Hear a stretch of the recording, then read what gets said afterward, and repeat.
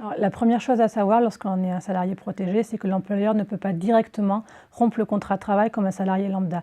Il devra d'abord saisir la directe, c'est-à-dire l'inspection du travail, pour demander l'autorisation de licencier. Et ce n'est que s'il obtient cette autorisation qu'il pourra le faire.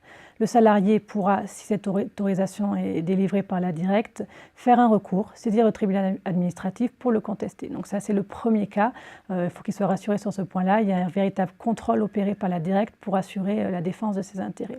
Ensuite, si c'est le salarié qui a l'initiative de la rupture du contrat de travail, c'est-à-dire qu'en gros, il considère que l'employeur a commis des manquements graves, les cas les plus classiques pour des représentants du personnel sont des discriminations syndicales, une inégalité de traitement par rapport aux autres salariés, c'est-à-dire une perte de salaire sur toute la durée de la relation de travail. Dans ce cas-là, il pourra saisir le Conseil de prud'homme pour voir prononcer une résiliation judiciaire de son contrat de travail.